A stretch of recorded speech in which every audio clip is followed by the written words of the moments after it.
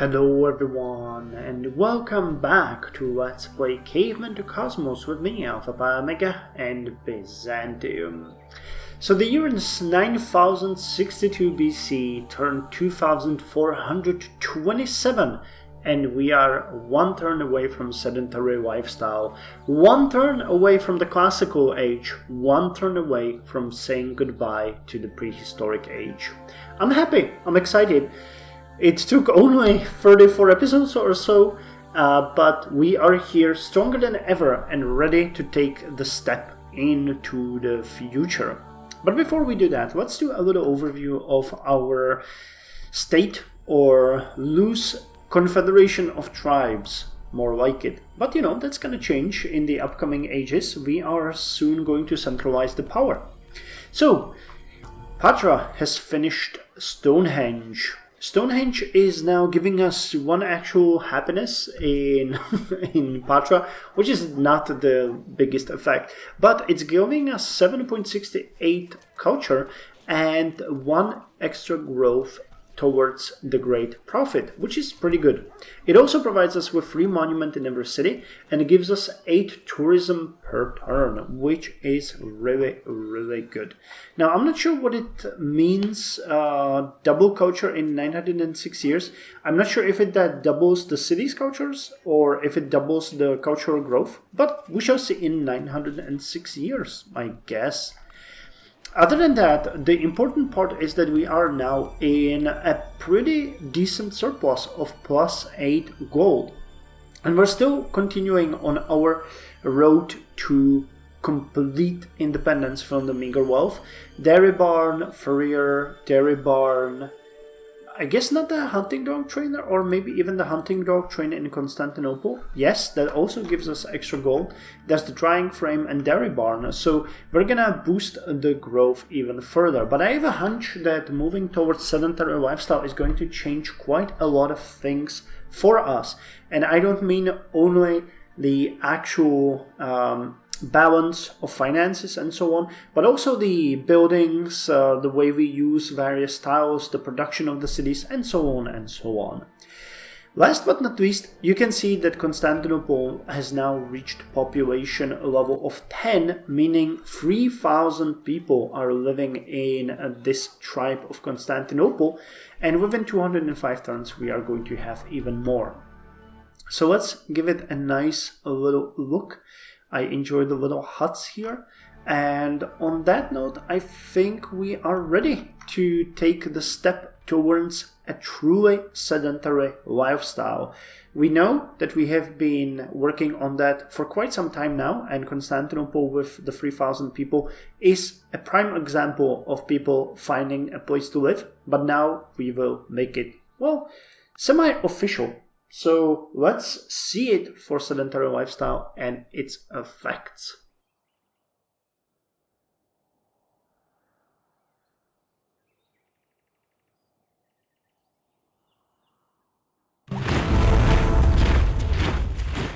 We have entered the ancient era. Would you rather have beer or complete and utter contentment? What kind of beer? That's a good one. What kind of beer? Is this the definition of sedentary lifestyle? The beer? Anyway, a huge technology. So, units enabled. Sedentary lifestyle is giving us a settler, which is an upgrade to the tribe unit. I'm not entirely sure what the difference is. I guess probably on the small details. And I don't think this is also a national... Yeah, it's not a national unit. That's the big difference. Now we can have how many settlers we want, which is pretty good. And it gives us worker, which is an upgrade to the gatherer unit. It can improve tiles, make this unit unable to merge and split. And I think the biggest difference is going to be that we will no longer consume these units by building various things, but I might be mistaken. We'll have to see. I can't recall, and there might have been change to the mechanic here. We have a number of world wonders that are available to us now. Ancient Way of the Centaur, Ancient Way of the Feather, Fist, Leech, Shadows, Warrior, Waves, Wild, Ancient Way of the Wind, and Ancient Way of the Wolf. Each one of these is a world wonder. Only one of them is allowed, and they give a various boost to construction of certain type of unit and extra education. Okay, and they're not that expensive. 4,440 is pretty decent. We have gained the ability to build a bamboo bridge, which gives us extra free income and 3% boost to income and allows us to get a trade route. But this is an upgrade to log bridge and rope bridge, so I don't think the actual effect would be an extra trade route, but only a slight growth to gold production. Units attacking the city from across the river are 9% less penalized than normal. Okay. Well, unfortunately, it also brings a number of negative effects. Crime, kidnapping will now happen above 665 crime. We are nowhere near that number in any of our cities. I don't think actually we are nowhere above 0, but we'll see. We are getting disease cholera, disease dysentery, disease leprosy, disease measles, disease bubonic plague, and disease typhoid fever now, all with pretty high thresholds, with the exception of dysentery, which is at 175, but that is still way, way above what we are seeing. Though remember, the disease and crime scales up with the city size, so the bigger Constantinople is going to be, the higher the disease generation and the bigger problem of managing it. But also some positive effects. Education foolish, okay, that exists when you drop below minus 250, giving an actual penalty now, which we never had before. But also education brilliant if you manage to have above 250, and education knowledge base. This building is automatically built. Okay, so if I understand this, when you have any citizens in your city, it is automatically built, and that lowers the education per one citizen. Okay, that actually makes sense. And then a couple of pests: bedbugs, cockroaches, and rats. Rats are in cities that have a size of at least 4, cockroaches at least 3, and bedbugs city at least 5. All of these increasing disease. And we are finally getting tourism. So tourism level 1 exists above 10 tourism, which should now be in Patra and Constantinople, which increases, oh great, crime, disease, pollution of both water and air, but gives 10 gold, 1 happiness, and 10 culture, which is pretty nice. We're also having some new traits. City Raider 2, which helps with a city attack. That is pretty decent. I actually don't know what City Raider 1 requires. Warfare. Okay, I haven't really noticed this one anywhere, but that's a pretty decent promotion. And City Raider 2 gives additional 30% attack. Is it additional or complete? Okay, I guess that's a complete bonus. So we would get 15% and then additional 15% for this one, and increases chance to capture. So a pretty good trait for any units that we are going to plan to throw at a city. But I'm more thrilled about Might 2, which gives us additional strength to our units. A flat bonus, that is pretty good, especially for the units like scouts and other ones. Requires level 5, but okay, we have that on some of our units. And it increases the base upkeep, but that is well deserved.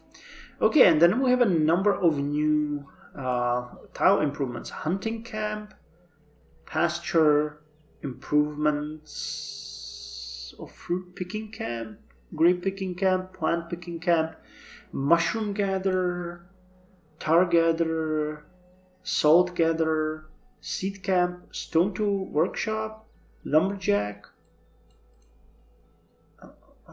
Then there's the cottage, thatch cutter, okay, jungle camp, desert camp, wetlands camp, wooden watchtower, fortified cape, and wooden palisade. Now, why I started reading this is that most of these have an upgrade time, so I think that these might be automatically developed from what we already have on our tiles, but we'll have to check this. And first one negatives. It obsoletes some of our world wonders. I think we have the Blombos Caves and maybe the mech count. I'm not sure. We'll have to check. First to discover this, however, receives a free technology, so we're gonna get one extra. Allows scavenging camp to upgrade to hunting camp. Yeah, nomadic herd to upgrade to pasture. So a lot of our tile improvements are going to upgrade. Fruit gathering camp will upgrade. Grape gathering camp, plant gathering camp, wood gatherer will upgrade to lumberjack. Seed camp will upgrade to thatch cutter. And then there's the effects here. Also, many of our folklores will now provide us with less science, but more culture. Okay, that is a lot of them. Okay, it's all that. Jungle camp gets a flat bonus of +1 food, desert camp of +1 gold, and wetlands camp of +1 protection. Cool. So what we have to choose now is the free technology that we're going to get. So we can get either archery, which would allow us to get an archer, chariot archer, Babylonian bowman. Oh, okay, Babylonian bowman, blackwood archer, sharktooth archer, Kushite archer, Surku, plumped archer, Andaman pygmies, Kikuli chariot, Hemudu hunters, Aguebana, and Shakushine Shingjun.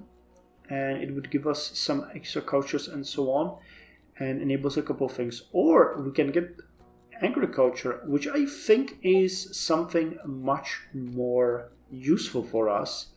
This would give us a bonus to earthworm gatherer, grape picking camp, mushroom gatherer, reveals cotton fibers, hemp fibers, enables smallholding. What is a smallholding? Let's I think we're gonna go with this. Enables field worker as well.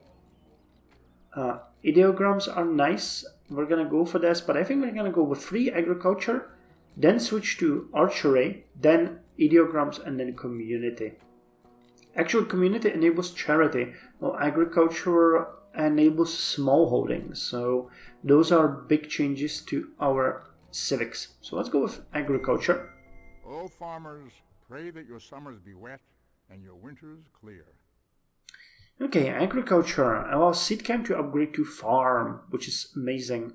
Can build farm, bonuses to earthworm gatherer, wonders of nature, grape picking camp, mushroom gatherer, reveals cotton fibers, hemp fibers, and straw, enables smallholding, field worker free taxonomy potter, and bread making.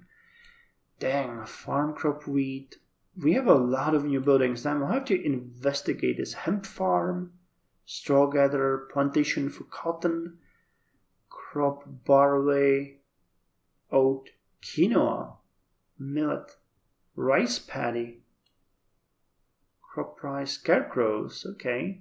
Replaces pest crows, okay, so that is something that we should get. Crop sorghum, soybeans, wheat. Pest gophers though. Bonus required in city and in city vicinity or manufactured locally. Okay. Pest locusts and some cultures. Improvement food worker. Farm +2 food. Cotton fibers. Damn, it's a lot of things. We'll have to check that. And yes, let's see the big picture and do the revolt. It's not a really revolt, it's more like an evolution of our society. So we can move from hunter-gathering. A hunter-gatherer is a human living in a society in which most or all food is obtained by foraging, collecting wild plants and pursuing wild animals, in contrast to agricultural societies which rely mainly on domesticated species. Most hunter-gatherers are nomadic or semi-nomadic and live in temporary settlements. Mobile communities typically construct shelters using impermanent building materials, or they may use natural rock shelters where they are available. Some hunter-gatherer cultures, such as the indigenous peoples of the Pacific Northwest coast, lived in particularly rich environments that allowed them to be sedentary or semi-sedentary. And smallholding. A mixture of cash crops and subsistence farming support a single family. So we will require... that's a decrease. So we require 50% more food to grow. Now we will require only 25% more to grow. We get an extra boost of 1% to gold, food and industry production, while we had a 5% penalty to food and industry production in all cities. Capital drops from -5 in gold, science and culture to -1 in gold and -2 in science and culture. And we get... No, actually, that's a penalty to all cities. Okay. So, no, I'm reading it wrong. So, actually, all cities will now produce more gold, science, and culture. And capital will get additional bonus to science and culture. And we get extra food from vertical farm. And I actually think that is something that we have to... Yeah, we don't really have to even think about that right now. Okay, upkeep will jump by 4 to 14 per turn. Okay, but 0 turns for revolution. Let's introduce smallholding. Education knowledge base ancient has been built by many of our citizens, and we now have plus 40 gold production. So that means Vodena no longer needs meager wealth. Yep, and we are in a positive. Good, so that was pretty good. And here is the scarecrows and straw gatherer. Okay, so Vodena will now focus on the things that it was supposed to do. And we are going to add a couple of these, like the straw gatherer and these scarecrows, which will get rid of the pest crows. Now, let's see what they're doing to us. Pests, crows... Oh, here they are. Oh, they just lower food production and give a bit more of disease. Actually, we are not seeing any effect on disease in Vodena at all. What about Constantinople? Okay, a bunch of new buildings. We have a couple of things here that we need to build. But let's throw these in that will further grow our income. And the bamboo bridge. Okay, let's give us extra trade route. I'm not sure about that, but well, let's throw it in. We'll see if it does anything. Now, that settles it for our current situation. But I also wanted to say, look, we have little houses now. Isn't that just beautiful? I love that. This is a much nicer look for our civilization. Oh, well, this is neat. Actually, the houses change based on what kind of buildings you have in your city. Oh, that's nice. Yeah, Vodena now has the tents and everything because they have those huts. Now, this is a nice touch. I really like that. Kudos, developers. Kudos. And we can expect our buildings to start changing. Yeah. Seed camp, it just needs work. But for example, this one, which is... What is it? Wood gatherer will upgrade to lumberjack. You will upgrade to hunting camp. You will not upgrade because it's a wetland camp, but you will upgrade to plant picking camp. So things are going to change dramatically around the map. But now that we have all of the production up, we are just going to go through this transitional period, and in 42 turns I'll be back with Archery. Man, that is gonna take some time. We are seeing a big increase in what this is requiring for us. But yeah, good things. Community will come after Archery, and then ideograms, which I believe, yep, Library of Nineveh, fresco mural, tablet maker. Okay, one thing, there was a lot of world wonders. Oh boy, there is a lot of world wonders here. Hey, and the Grand Earth Festival is back, and the Grand Sky Festival. So you know what? We won the Grand Earth Festival in Constantinople.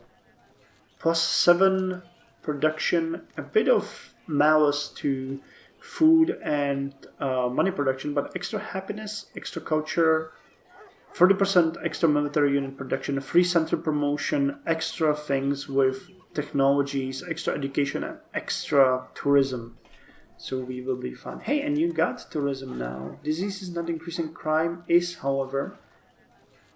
Yeah, tourism 408. We are definitely getting conceptual bonus from that, aren't we? Yep, tourism over 1. So this is what is boosting our income significantly. Okay, so this has been a huge update. I'd like to welcome you all again to Sedentary Lifestyle, and I'll see you in, 42 turns. Okay, I'll see you all in 42 turns when Archery comes back with another update. And I have a feeling that we won't be able to fit 3 in this episode. Just 2 will be enough. Turn 2468, year 8807 BC, and we are 1 turn away from Archery. But those 42 turns, 41 turns, I'm not sure how many it was, were pretty darn long. So many things have changed, and I don't even know where to start. So first of all, the natural upgrades are happening to tons and tons of tiles. Most notably, you probably already see barley farm is here now. We have a wheat farm over here. We have corn farm here, and we have a pumpkin farm over here. We have lumberjacks here and here. There is a number of tiles that are slowly working their way towards upgrades. Like, yeah, this hunting camp has already upgraded, but we have a number of places that will upgrade to pasture. One of them is here, where you can see the llamas. And we actually have a big force of workers available at this point. Now, I built 3 or 4 of these, I think 3, and 4 were upgraded from the original gatherer group. The only one that's left is gatherer number 40, which is now building a wood gatherer here, which will consume the unit. After which it's going to upgrade once used to a nice lumberjack as well. So the yield is also pretty darn good. This tile is producing 13 food and 3 gold. The tiles that have the lumberjack are now producing 5 production, 3 food, 3 gold, or 5 production, 3 food, 1 gold. The one that has the llamas is also pretty good, 4 food, 5 production, 3 gold. So we are massively increasing our production, and that is just the start. I'm looking forward to seeing more. What's a bit hard about this is understanding where we are needed and where we aren't, because many of these say things like this one, fruit gathering camp, upgraded 19 turns but needs work. I'm not sure what we need to do there, because some other ones, like this one, wood gatherer needs work, lumberjack. I think that might be, now that I'm thinking about it, okay. So this one doesn't upgrade automatically because it's not used. Okay, gotcha. So that's what it means. I was thinking about it for so long, and it's pretty obvious. Think, Alpha, think. So the biggest upgrade, as I mentioned before, was that these workers are no longer being consumed by the buildings they construct. Instead, they actually can be reused over and over, which is great.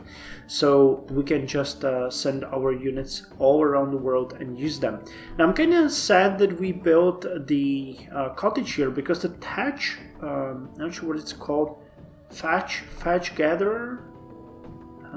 You can build that only on... Wait, I think we built it here. Yeah, thatch cutter. Okay, the thatch cutter gives quite a nice boost to the tiles. So these tall grass tiles now give us 3 food, 2 production, and 2 gold, while the cottage only gives 2 gold. Now it can be upgraded eventually into village, town, and the city, so it will be very useful, but I had no idea there was something like a thatch cutter. So yeah, that kind of sucks. But as you can see, all of our cities that are using their tiles properly have grown, and there is a number of tiles that we are going to get from upgrades sooner or later. So until then, we can just enjoy ourselves and get more tiles. Speaking of which, I don't know where to send you guys so that you would properly help. We could build me something here, seed camp, but I'd really like it if you could show us something. Okay, so here you have Jade and Stone Tools Workshop. It's saying we should go here, but we don't need another lumberjack. What about here? Could we get something here? Yeah, we could get the thatch cutters here, and that would probably help. Okay, so let's send you over there. We'll see how you will do. Okay, so that's as far as the tiles go. We had a growth of Adrianople to population 4 recently.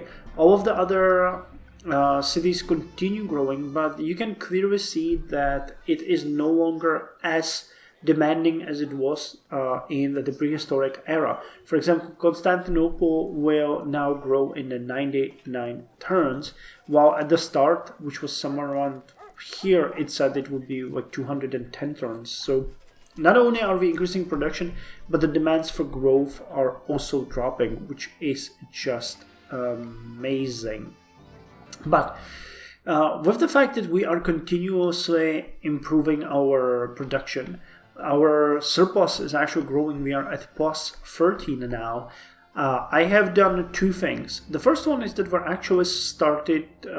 we started spreading the Druidic faith, which is now in most of our cities. I think that we are missing it just in Nicomedia and Ancyra, and the Druidic missionary to Ancyra is almost there. So this last one will spread it to Nicomedia and will be done. And the second thing that I actually wanted to mention is that we are thinking, or we should be thinking about founding the 10th city. That's going to be the final one for now, because others would generate increasing descent in our population. But I have actually decided on 2 locations, and I will put another vote in the description. And because you guys kind of ignored the previous one, posting your comments, which I appreciate, but I would like you to still vote on the straw poll. So don't only post a comment, but actually go and vote. Oh, actually, I found 3 locations. I forgot about this one. So we can found our 10th city up here, which would protect Constantinople completely, enveloping this entire area under our protection, and it would give us access to the much demanded salt, and also tea. I mean, almonds and other things are here as well, but salt is the one that I crave the most. So this is one of the cities that we were talking about before, and it would be very close to Constantinople as well, lowering the financial burden on our coffers. The second choice would be down here. Now, this city wouldn't be anything big and exciting, but it would be a purely defensive city. We've had 2 situations recently. One you saw on the map where the barbarian hordes were attacking the city of Antioch from south. And recently I had a couple of them even get close to Nicaea and Constantinople from this direction. So that kind of shows quite obviously that this area needs to be protected. We do not know what's going on down there. And even though I positioned my units strategically around here, it is just not enough. So founding a city here would be more of a military purpose city, rather than anything else, but it would pretty much solidify our southern border, which is something that I really think would benefit us in the long run. Not only against the barbarians, but also it would make our entire territory a bit more unified. I don't really expect anyone to settle up here. If we build the city here, then there's going to be another one here and probably one over here, which will complete the settlement of the area. And then we're going to have one, I guess, down here, something like this, to get the access to this rock. And then there's the desert, so no need to venture eastwards until we are ready to settle these little oasii, I'm not sure. But this city is something that would be very nice, and it would be one further step in preparation on the attack against Scaldina. Though I think that if we are really not going to do this anytime soon. What's going to happen is that Skaldina and Babylon are going to turn into a whole new barbaric, well, actually not barbaric, but it will turn from a barbaric civilization into a minor civilization. The last city that we could found would be here. It would be our first western port. And I think this city has a big potential. Now I'm saying this mostly because of the fact that there is a lot of food sources here. You have the lobsters here, you have the crab, you have the clam, there's coral reef and seagrass. Plus they would get access to mango, jade and resin, and these areas are ideal for farming. So we would probably cut down the trees and just have some farms. This city could be a population explosion in the west, but its industrial production would probably be lacking for some time, especially, you know, considering the terrain. I mean, resin and amber would help. Wait, that's jade. Resin and jade would help, but yeah, I'm not entirely sure how much. Though it would give us an easy access to the west and probably eventually allow us to send ships this way. I don't know if there's anything there, but it would be kind of cool to check it out. So you have three options. One would be a city of salt in the northeast, protecting Constantinople from there and solidifying our expansion here. One would be a military project founding a city in the east, or no, not in the east, in the south of our empire. Damn. Check your 6 alpha in the south, Red City, which would be a defensive project and military project. And then we have one at the very west, which would be a port, which would bring in a lot of food. Not that many production points and not that many new resources, but you know, mango is still pretty good. The jade could finally be used, and the resin would be nice. I'm not sure if we actually have resin. Yeah, okay, resin is also down here. We do not use it, but it would be available even via the red town. So you can vote on that and let me know. Okay, and with all of that said, as far as the cities are considered, there's not that much more to mention. We're working on our first scarecrows ever in Vadena, which is interesting. The Grand Earth Festival is almost done in Constantinople, only 11 turns to go, after which we have a number of buildings, so I think I'm gonna lay off Constantinople for a while. We had a couple of fires there, so it would probably be good to focus on rebuilding things like torches. We have newly gained access to the straw gatherer here, and then there's a lot of things here that we wanted, including stone axemen, for example, that I want to recruit to better protect Ankira, because it has no defensive units there, but it has these two swingers which will soon be upgraded to archers. And one would probably be sent to the forests here to protect our border. Anything else that I wanted to mention? Well, tax person, Eonets, Hatter, Tavistones, and Hatter. It's the usual. We are trying to increase our gold production. So now let's end the turn and hear it for archery, because that is another important technology.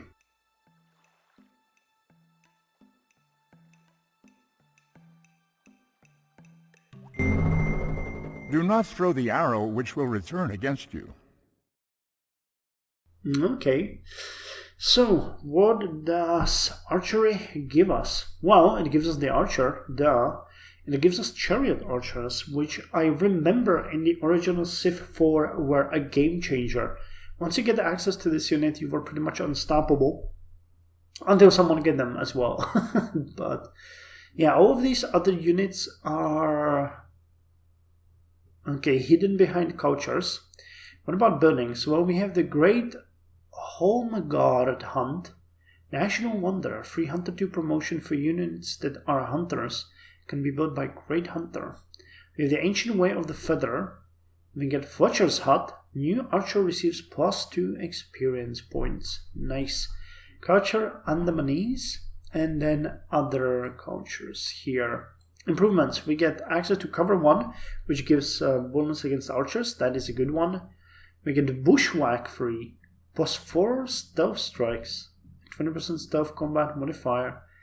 Caravan guards 2 and caravan marines +2.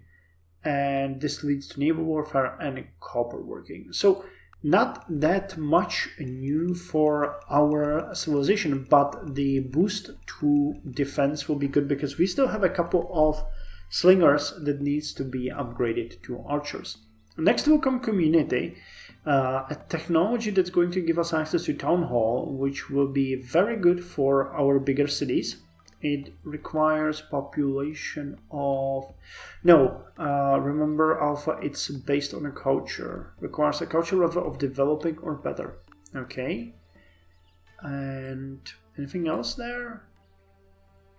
I think it gives... Yeah, enables charity, which is a welfare civic, giving us quite a lot of happiness and some gold and culture production. Okay, and one thing that I actually wanted to mention is that I got a comment today from JJK68 who mentioned that we can set the national religion in the religion advisor, and I actually have not done that, did I? Yep, I didn't. Okay, so we're gonna set the Druidic tradition as our national culture, and that actually is going to give us what is it gonna do? Wow, it's gonna take 8 turns to make this a national religion? Really? Damn. Okay, so if we want the Druidic tradition as a state religion, that's gonna take a while. But I mean, you know, it has spread pretty nicely, so let's convert. So anarchy for 8 turns and then 32 turns to get to get the community. So I'll see you in the next episode, which is going to be after 40 something turns. And thank you for the comment, man. I completely forgot about it, as you expected. So yeah, you've done us a good service. And I'm looking forward to seeing what you guys will vote for. So, as usual, see you tomorrow with the next episode of Caveman to Cosmos.